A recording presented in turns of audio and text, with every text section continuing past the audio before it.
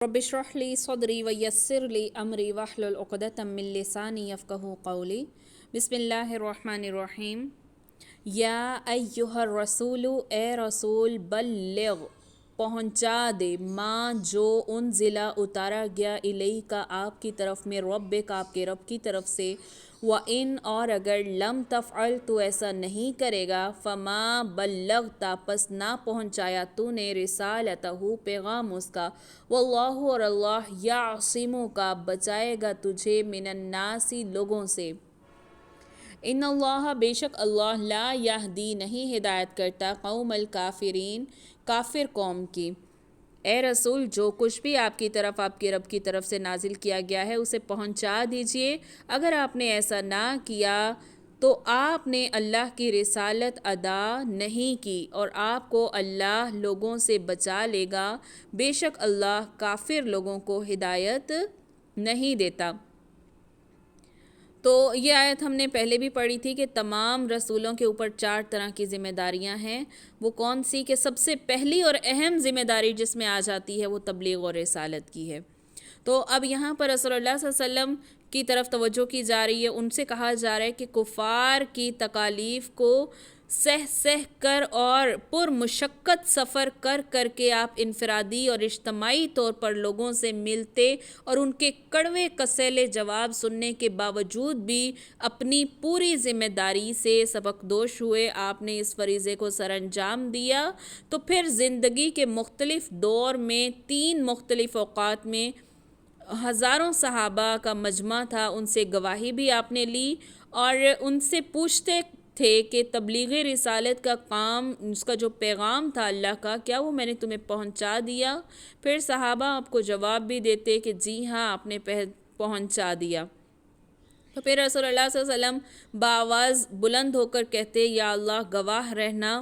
जैसे हम पीछे भी पढ़ कर आए थे कि रसूलों से भी गवाही ली जाएगी और उम्मतों से भी गवाही ली जाएगी। क्या रसूलों ने तुम तक तुम्हारा जो पैगाम था उसको पहुंचा दिया था? क्या तुम तक पहुंच गया था? तो इसलिए मुसलमानों को, यानी जो ईमान वाले थे, अल्लाह सल्लल्लाहु अलैहि वसल्लम उनको अपने ऊपर गवाह बना लेते, क्या मैंने पैगम्बरी का काम, रिसालत का काम तुम तक पहुंचा दिया?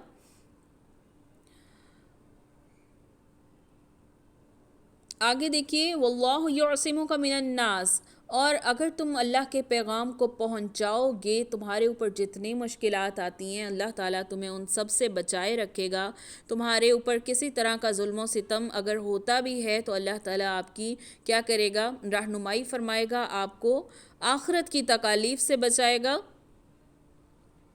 इन्नल्लाह ला यहदिल कौमल काफिरीन, और अल्लाह ताला क्या है कि मुनकिरों को, काफिरों को कभी भी हिदायत नहीं करता।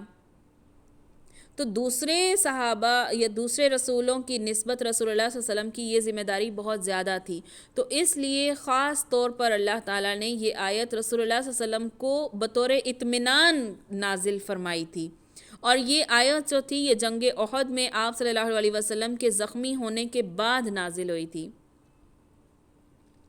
इससे पहले बाज़ दफ़ा ऐसे हंगामी हालात भी आ जाते थे कि रसूलुल्लाह सल्लल्लाहु अलैहि वसल्लम पहरे के बग़ैर रात को सो भी नहीं सकते थे। तो इस आयत के नज़ूल के बाद आप सल्लल्लाहु अलैहि वसल्लम ने फिर कभी पहरा नहीं बिठाया था, क्योंकि अल्लाह ताला ने क्या फरमा दिया कि अल्लाह ताला आपको उन लोगों से बचाए रखेगा। ठीक है, तो आयत का शान नज़ूल अगर आए तो आप क्या लिखेंगे कि रसूलुल्लाह सल्लल्लाहु अलैहि वसल्लम चूँकि तमाम दुनिया के लिए और क़यामत तक के लिए रसूल हैं, उनके बाद कोई नबी नहीं आना, तो इसलिए रसूलुल्लाह सल्लल्लाहु अलैहि वसल्लम पर ये वाली जो ज़िम्मेदारी है ये दूसरे अंबिया की निस्बत बहुत ज़्यादा है। तो इसलिए अल्लाह ताला ने बतौर इत्मीनान रसूलुल्लाह सल्लल्लाहु अलैहि वसल्लम पर ये आयत नाजिल फरमाई। और ये आयत कब नाजिल हुई थी? जंगे ओहद में, जब रसूलुल्लाह सल्लल्लाहु अलैहि वसल्लम ज़ख्मी हुए उसके बाद नाजिल हुई थी। और तब ऐसी सूरत हाल हो जाती थी कि ख़दशा लगा रहता था, जान का ख़तरा रहता था कि क्या था कि कभी कोई उठकर मुनाफिकों की तरफ से या यहूदियों या कुरैश मक्का की तरफ से कोई हमला ना कर दे, कातिलाना हमला ना कर दे। तो जब ये आयत नाजिल हुई तो रसूलुल्लाह सल्लल्लाहु अलैहि वसल्लम ने फिर कभी पहरा नहीं बिठाया, जबकि पहले उनको डर होता था मुसलमानों की जानों की हिफाजत की गर्ज से, वो सारी सारी रात सो भी नहीं सकते थे। تو جب یہ آیت نازل ہوئی تو رسول اللہ صلی اللہ علیہ وسلم اطمینان میں آ گئے، اور پھر اس کے بعد انہوں نے کوئی نہیں بٹھایا، پہرا بھی نہیں بٹھایا. اور پھر یہاں پر کیا ہے، اللہ تعالیٰ نے خود بتا دیا کہ اللہ تعالیٰ آپ کی حفاظت کرے گا، آپ کو لوگوں سے بچائے رکھے گا، اور بے شک اللہ تعالیٰ منکروں کو ہدایت نہیں کرتا.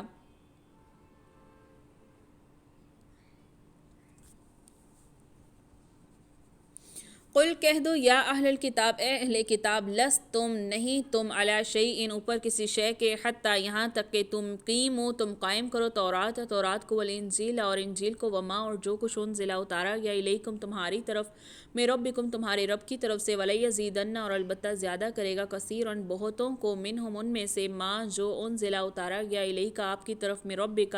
آپ کے رب کی طرف سے، طغیانن سرکشی، و کفرن اور کفر، فلا تأسا تو مت غم کھائیں، علی القومی ایسی قوم پر، کافرین جو کافر ہے. تو آپ صلی اللہ علیہ وسلم کو کیا کہا جا رہا ہے کہ آپ صلی اللہ علیہ وسلم آپ کہہ دیجئے اے اہل کتاب، تم دراصل کسی چیز پر نہیں جب تک تم تورات اور انجیل کو جو کچھ تمہاری طرف تمہارے رب کی طرف سے اتارا گیا ہے اسے قائم نہیں کر لیتے. جو کچھ آپ کی جانب آپ کے رب کی طرف سے اترا ہے ان میں سے بہتوں کو شرارت اور کیا ہے اور انکار میں اور بھی اللہ تعالیٰ بڑھا دیں گے. تو آپ ان کافروں پر غمگین نہ ہوں. آیت سے کیا پتہ چل رہا ہے کہ دین کی اصل بنیاد صرف کتاب اللہ یا منزل من اللہ یعنی وحی ہی ہوتی ہے. دین کی اصل بنیاد کیا ہوتی ہے؟ کتاب اللہ اور وحی. ٹھیک ہے، تو اب اپنے ہر عقیدے اور عمل کو اسی کسوٹی پر پرکھنے سے انسان گمراہی سے بچ سکتا ہے. تو اب یہاں یہود و نصارہ دونوں کو مخاطب کر کے کیا کہا جا رہا ہے کہ جب تک تمہارے عقائد تمہارے اعمال اللہ کی نازل کردہ کتاب کے مطابق نہیں ہو جاتے، تم خود اپنے اعمال کو دیکھ کر کتاب اللہ کے مطابق فیصلہ کر لو کہ تم اس پر کتنا ایمان لانے کے دعوے دار ہو اور کس حد تک اپنے دعوے میں سچے ہو.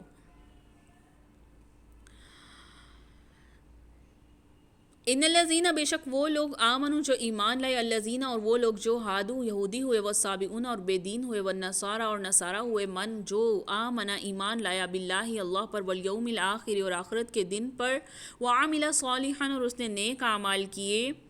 فلا خوف علیہم تو نہیں ہوگا کوئی خوف اس پر، ولا هم یحزنون اور نہ وہ غمگین ہوں گے.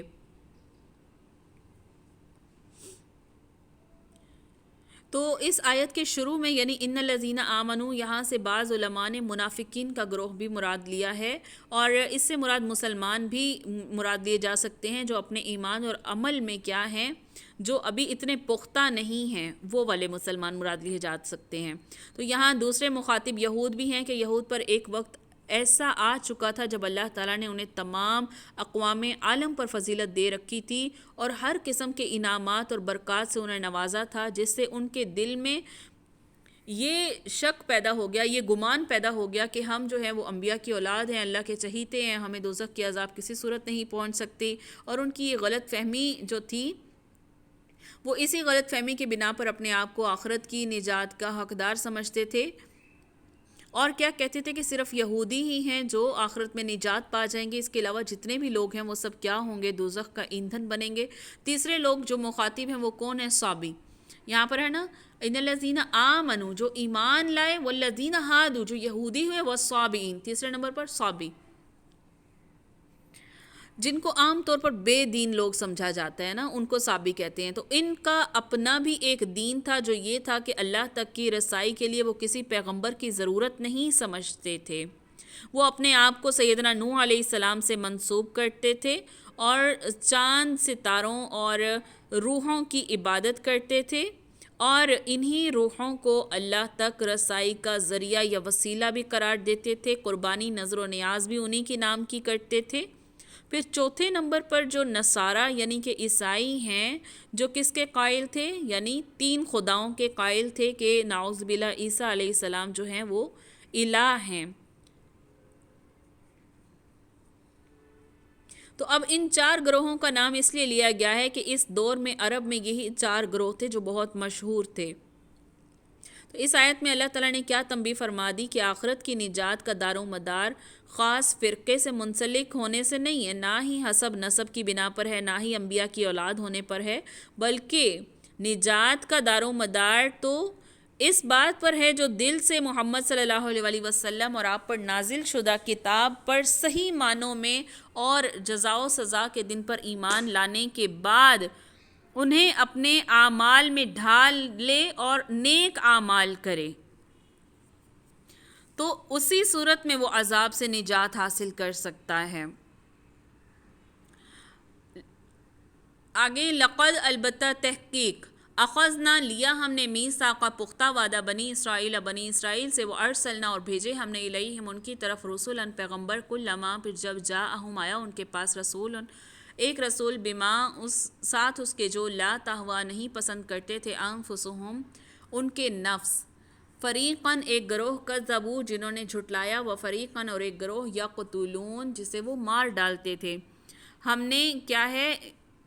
بنی اسرائیل سے پختہ وعدہ لیا اور ان کی طرف رسولوں کو بھیجا، اللہ تعالیٰ فرما رہے ہیں، اور جب کبھی رسول ان کے پاس وہ احکام لے کر آ جاتے جو ان کی خواہشات کے خلاف ہوتے تھے تو انہوں نے ان کی یعنی انبیاء کی ایک جماعت کو جھٹلایا اور ایک جماعت کو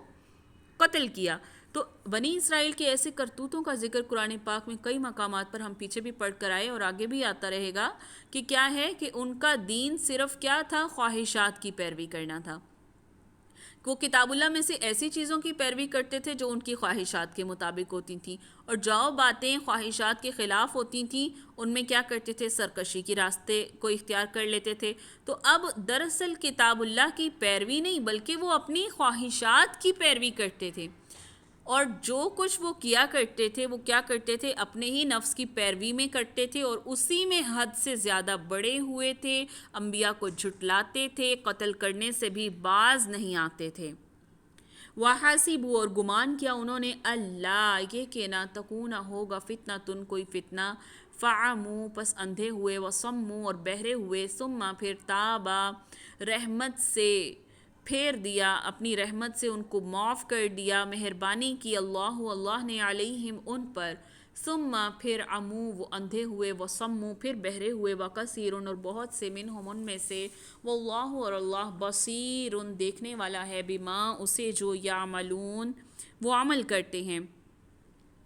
وَحَاسِبُوا اور وہ سمجھ بیٹھے کہ کوئی پکڑ نہیں ہوگی، پس وہ اندھے بہرے بن کے بیٹھے رہے، پھر اللہ تعالیٰ نے ان کی توبہ قبول کر لی، اس کے بعد بھی ان میں سے اکثر لوگ اندھے بہرے ہو گئے۔ تو اللہ تعالیٰ ان کے اعمال کو بخوبی جانتا ہے۔ انہوں نے یہ سمجھ رکھا تھا کہ ہم چونکہ انبیاء کی اولاد ہیں تو ہم پر کچھ جو مرضی ہو جائے ہم پر اللہ کا عذاب نہیں آ سکتا۔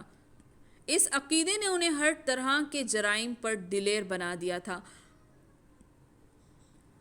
تو اسی صورت میں قہر الہی بھی نازل ہوا جس نے ان کی سلطنت کو تہس نہس کر دیا اور بے شمار افراد کو قیدی بنا لیا، اور ایک ایسا ظالم بادشاہ جو ان کے اوپر جس نے کیا کیا کہ ان کو قیدی بنایا، ان سے جنگ میں لڑا تو وہ ان کو قیدی بنا کر اپنے ساتھ بابل لے گیا۔ مدتوں وہ قید کی پابندیاں اور اس کی سختیاں جھیلتے رہے، پھر آخر کار اللہ کی طرف انہوں نے رجوع کیا تو اللہ تعالیٰ نے ان کی خطاؤں کو معاف کر دیا، اور فارس کے بادشاہوں کی مدد سے انہیں جو ہے اس ظالم بادشاہ کی قید سے رہائی ملی۔ پھر جب اللہ نے ان پر مہربانی فرمائی، عیش اور آرام سے وہ زندگی گزارنے لگے، تو پھر وہی چیز کہ وہ کفر اور نافرمانی میں پہلے سے بھی زیادہ بڑھ گئے۔ پھر انہوں نے کیا کیا، انبیاء کو قتل کیا، جس میں ہم سورہ مریم میں پڑھ کر آئے، سیدنا زکریا، سیدنا یحییٰ دونوں کو قتل کیا۔ پھر سیدنا عیسیٰ علیہ السلام کو صلیب پر چڑھوانے کی بھرپور کوشش کی، اور لیکن کیا ہے اللہ تعالیٰ نے ان کو آسمانوں پر اٹھا لیا۔ تو اسی بات کا یہاں پر ذکر کیا جا رہا ہے کہ پہلے وہ گمراہ تھے، پھر وہ ہدایت پر آئے، اللہ نے انہیں ہدایت دی، ان کی توبہ قبول کی، اور وہ پھر سے پھر گئے، اور پھر کیا ہوا کہ جی دوبارہ سے انہوں نے وہی نافرمانیاں شروع کر دیں۔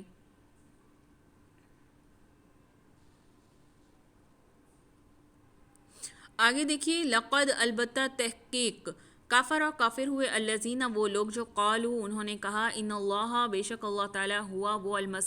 مسیح ابن مریم بیٹا مریم کا۔ وہ کیا کہتے ہیں کہ مریم کے بیٹے عیسیٰ جو ہیں وہ اللہ ہیں، نعوذ باللہ استغفر اللہ۔ وقال اور کہا المسیح مسیح نے یا بنی اے بنی اسرائیل اے بنی اسرائیل اعبدو عبادت کرو اللہ اللہ کی ربی جو میرا رب ہے وہ ربکم اور تمہارا رب ہے انہو بے شک وہ من یشرک جو کوئی شرک کرے گا باللہ اللہ کے ساتھ فقد پس تحقیق حرم حرام کر دیا اللہ نے علیہ اس پر الجنت جنت کو ومأواہ اور اس کا ٹھکانہ النار کون سا ٹھکانہ ہے آگ ہے وما اور نہیں للظالمین ظالموں کا من انصار کوئی مددگار نہیں ہے بس وہ لوگ کافر ہو گئے جن کا قول کہ مسیح ابن مریم ہی اللہ ہے حالانکہ خود عیسیٰ علیہ السلام نے کہا تھا اے بنی اسرائیل اللہ کی عبادت کرو جو میرا رب ہے اور تمہارا رب ہے یقین مانو کہ جو شخص اللہ کے ساتھ شریک کرتا ہے تو اللہ تعالیٰ نے اس پر جنت کو کیا کر دیا ہے حرام کر دیا ہے اس کا ٹھکانہ جہنم ہے اور گناہ گاروں کی مدد کرنے والا کوئی بھی نہیں ہوگا یعنی یہ جو کہتے ہیں کہ عیسیٰ علیہ السلام کے متعلق جو عیسائیوں کے مختلف گروہ تھے کچھ انہیں عقیدہ تثلیث کا جز یعنی 3 خداؤں میں سے ایک خدا مانتے تھے کچھ انہیں اللہ کا بیٹا مانتے تھے کچھ انہیں بذات خود اللہ ہی سمجھتے تھے اور کہتے تھے کہ عیسیٰ علیہ السلام کے جسم میں اللہ نے جو ہے وہ اپنا آپ سمویا ہوا ہے اور اللہ ہی کا وہ مظہر ہے اور یہ تینوں اقوال جو اس قدر مشترک ہیں کہ کیا ہیں کہ یہ عیسائیوں کا یہ عقیدہ ہے تو یہ سب فرقے انہیں کسی نہ کسی رنگ میں عیسیٰ علیہ السلام کو نعوذ باللہ الہ مانتے ہیں تو اس کا جواب اللہ تعالیٰ کیا دے رہے ہیں کہ عیسیٰ علیہ السلام تو خود کہتے رہے تمہیں کہ صرف اللہ کی عبادت کرو جو میرا اور تمہارا رب ہے یعنی وہ خود اس بات کا اقرار کرتے تھے کہ میں اللہ کی عبادت کرتا ہوں اس کا بندہ ہوں اور جو شخص کسی کا بندہ ہو اس کا شریک نہیں ہو سکتا اور جو اس کا شریک ہو وہ کسی کا بندہ نہیں ہو سکتا تو عقل کے ناخن لو اور انہیں اللہ کا شریک بنانے سے باز آ جاؤ کیونکہ جو شخص بھی کسی کو اللہ کا شریک بنائے گا اسے ہمیشہ ہمیشہ کے لیے جہنم میں جلنا پڑے گا پھر انہیں وہاں نہ عیسیٰ علیہ السلام بچا سکیں گے اور نہ کوئی دوسرا شخص ان کی کوئی بھی مدد کر سکے گا لقد تحقیق کافر اور کافر ہوئے الذین وہ لوگ قالو جنہوں نے کہا ان اللہ بے شک اللہ ثالث ثلاثہ تیسرا ہے 3 میں سے تو وہ 3 کون سے عیسیٰ علیہ السلام مریم علیہ السلام اور خود اللہ تعالیٰ کی ذات وما اور نہیں ہے من الہ کوئی معبود الا مگر الہ واحد وہی ایک الہ ہے وان اور اگر لم ینتہو اگر نہیں وہ باز آئیں گے اما اس سے جو یقولون وہ کہتے ہیں لا یمسن البتہ ضرور چھوئے گا یا البتہ لگے گا الذین ان لوگوں کو کافروا جو کافر ہوئے منہم ان میں سے عذاب علیم دردناک عذاب یعنی یمس مس سے ہے ان کو ضرور چھوئے گا جو لوگ کافر ہوئے کیا چھوئے گا دردناک عذاب چھوئے گا یعنی جو لوگ بھی قطعاً کافر ہو گئے انہوں نے کہا کہ اللہ 3 میں سے ہے جو لوگ یہ کہتے ہیں کہ اللہ 3 میں سے تیسرا ہے تو دراصل اللہ کے سوا کوئی معبود نہیں ہے وہ بھی کافر ہیں اور البتہ یہ لوگ اپنے قول سے اگر باز نہ رہے تو ان میں سے جو کفر پر ہوں گے انہیں ضرور دردناک عذاب پہنچے گا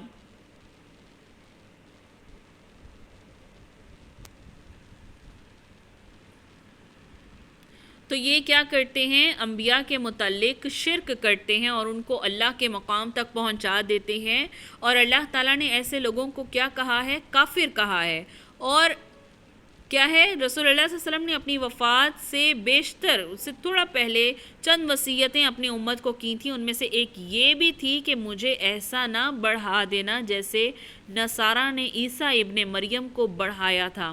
میں تو بس اللہ کا بندہ ہوں اور اس کا رسول ہوں یعنی مجھے الہ کے درجے تک نہ لے جانا مجھے نعوذ باللہ میرے ساتھ شرک اللہ کے ساتھ جو ہے میری ذات کو منسوب کر کے شرک نہ کرتے رہنا افلا کیا نہیں یتوبون توبہ کرتے اللہ اللہ کی طرف ویستغفرونہ اور نہیں بخشش مانگتے اس سے واللہ اور اللہ کیا ہے غفور الرحیم بخشنے والا ہے رحم کرنے والا ہے تو یہ کیوں اللہ کے آگے توبہ نہیں کرتے اس سے گناہوں کی معافی نہیں مانگتے اور اللہ تو بخشنے والا ہے مہربان ہے ماں نہیں ہے المسیح مسیح ابن مریم مسیح بیٹا مریم کا الا رسول مگر وہ کیا ہے پیغمبر ہے قد تحقیق خلط گزرے ہیں من قبل ہی اس سے پہلے رسول و ہو اور اس کی ماں صدیقہ وہ صدیقہ تھی سچی تھی فرما بردار تھی ولی اللہ تھی کانا تھے وہ دونوں یاکلانی کھاتے تھے طعام کھانا انظر دیکھ کیفا کیوں کر نبینو بیان کرے ہم لہم ان کے لیے آیاتی آیات ثم پھر انظر دیکھو انا کہاں سے یؤفکون پلٹائے جاتے ہو یعنی تم کہاں پھرے جاتے ہو مسیح ابن مریم سوائے پیغمبر ہونے کے کچھ بھی نہیں تھے اس سے پہلے بھی بہت سے پیغمبر ہو چکے اور ان کی والدہ کیا تھی سچی عورت تھی دونوں ماں بیٹا کھانا کھایا کرتے تھے آپ دیکھیے کہ کس طرح ہم ان کے سامنے دلائل رکھتے ہیں اور پھر غور کیجئے کہ کس طرح وہ پھرے جاتے ہیں اس آیت میں اللہ تعالیٰ نے عیسیٰ علیہ السلام کی الہ ہونے کی تردید کی ہے جو وہ پیش کرتے ہیں نا تو پہلے کیا فرمایا کہ عیسیٰ علیہ السلام اللہ کے رسول تھے اللہ کے نبی نہیں تھے یہ ناممکن ہے کہ ایک ہی ذات اللہ بھی ہو اور اللہ کا رسول بھی ہو اس کے بعد جو دوسری دلیل اللہ تعالیٰ نے کیا دی کہ اس کی جو ماں تھی وہ سچی عورت تھی اس سے ایک تو یہ بات معلوم ہو گئی کہ یہ جو یہودی ان پر زنا کا الزام لگاتے ہیں وہ جھوٹے ہیں اور بکواس کرتے ہیں دوسرا یہ کہ عیسیٰ علیہ السلام کی ماں بھی تھی یعنی عیسیٰ نے جنم لیا تھا آپ اس کے پیٹ سے پیدا ہوئے تو ان کی ماں کو وضع حمل کے وقت ایسی ہی دردیں شروع ہوئیں جو عام عورتوں کو ہوا کرتی ہیں تو ان کو جو تم کہتے ہو کہ وہ الہ ہیں نعوذ باللہ تو ایسا پھر کیوں ہوتا کہ وہ کیوں عادتاً ماں کے پیٹ سے پیدا ہوتے جیسے عام انسان پیدا ہوتے ہیں تو عیسیٰ علیہ السلام نہ تو خود الہ تھے نہ ان کی والدہ الہ تھیں تو اس قسم کی باتیں جو ہیں وہ اللہ تعالیٰ کی طرف سے تمہیں ضرور سزا کا مستحق بناتی ہیں تیسری دلیل جو اللہ تعالیٰ نے کیا دی کانا یاکلان الطعام 3 دلائل دی ہیں عیسیٰ علیہ السلام کے الہ ہونے کی تردید میں ان کے عقیدے کی تردید میں تیسرا کہ وہ دونوں کھانا بھی کھاتے تھے یعنی اپنی زندگی کو قائم اور باقی رکھنے کے لیے وہ کھانے کے محتاج تھے تو جو خود محتاج ہو وہ الہ یا اللہ نہیں ہو سکتا کیونکہ اللہ ہر طرح کے کھانے پینے سے اور اس طرح کی چیزوں سے بے نیاز ہے پھر جو شخص کھانا کھاتا ہے اس کے اندر پاخانہ پیشاب گندگی فضلات نجاستیں وغیرہ بھی پیدا ہوتی ہیں تو ایسی نجاستیں جن سے طہارت بھی لازمی آتی ہے ظاہر ہے پاخانے سے اگر کچھ خارج ہوگا تو ظاہر سی بات ہے کیا ہوگا نجاست خارج ہوئی تو اب اسے پاکی حاصل کرنا پڑے گی وضو دوبارہ کرنا پڑے گا تو یہی کھانا کسی کے اندر جا کر رک نہیں جاتا بلکہ کوئی نہ کوئی خرابی بھی پیدا کرتا ہے انسان بیمار ہوتا ہے تو یہ کیا ہے وہ اللہ یا الہ نہیں ہو سکتا تو یہاں پر اب ان کے عقائد کی تردید کر دی کہ جن کو تم اللہ مانتے ہو نعوذ باللہ الہ مانتے ہو وہ تو خود کیا ہیں انسان ہیں اللہ کی طرف سے وہ بشر ہیں قل کہہ دو اتعبدون کیا تم عبادت کرتے ہو من دون اللہ سوائے اللہ کے ما اس کی جو لا یملکو نہیں اختیار رکھتے لکم تمہارے لیے ضرن تمہیں تکلیف پہنچانے کی ولا نفع نہ تمہیں نفع پہنچانے کی واللہ اور اللہ ہوا وہ سمیع سننے والا ہے علیم جاننے والا ہے آپ کہہ دیں کہ تم اللہ کے سوا ان کی عبادت کرتے ہو جو نہ تمہارے کسی نقصان کے مالک ہیں نہ کسی نفع کے مالک ہیں اللہ ہی خوب سننے اور پوری طرح جاننے والا ہے اب اس آیت میں عیسیٰ علیہ السلام اور ان کی والدہ کی الہیت کی تردید میں چوتھی دلیل آ گئی کیا کہ یعنی وہ دونوں اپنے بھی نفع و نقصان کا اختیار نہیں رکھتے تھے تو یہود نے انہیں تکلیفیں پہنچائیں دکھ پہنچائے ان کے خلاف بھی وہ کوئی مدافعت نہیں کر سکتے تھے یہود نے سیدنا مریم علیہ السلام پر جو زنا کی تہمت لگائی تو اللہ تعالیٰ نے ان کی برات بیان فرما دی کہ ان کی معجزانہ پیدائش کی کو واضح طور پر اللہ تعالیٰ نے بیان فرما دیا لیکن یہود پھر بھی باز نہیں آئے اسی طرح عیسیٰ علیہ السلام کی زندگی بھر ان کو کیا تھا ان کو سولی چڑھوا کر ہی انہوں نے دم لیا انہیں تکالیف پہنچاتے رہے یعنی کہ یہ دونوں نہ تو اپنی کوئی مدافعت کر سکے نہ یہود کا کچھ بگاڑ سکے تو پھر کیا وہ اللہ یا الہ یا الہیت کے شریک ہو سکتے ہیں قل کہہ دو یا اہل الکتاب، اے اہل کتاب، لا تغلو مت زیادتی کرو فی دینکم اپنے دین میں، غیر الحق ناحق، ولا تتبعوا اور نہ تم پیروی کرو اہواء خواہشوں کی، قوم ایسی قوم کی، قد ضلوا جو پس تحقیق گمراہ ہوئے، من قبل اس سے پہلے، واضلوا اور گمراہ کیا، کثیراً بہت سوں کو، وضلوا اور گمراہ ہوئے، عن سواء السبیل سیدھی راہ سے۔ تو آپ صلی اللہ علیہ وسلم کو کیا کہا جا رہا ہے؟ کہہ دیجئے کہ اپنے دین میں ناحق غلو اور زیادتی نہ کرو، اور ان لوگوں کی نفسانی خواہشات کی پیروی نہ کرو جو پہلے سے ہی بہک چکے ہیں اور بہت سوں کو بہکا بھی چکے ہیں اور سیدھی راہ سے ہٹ بھی چکے ہیں۔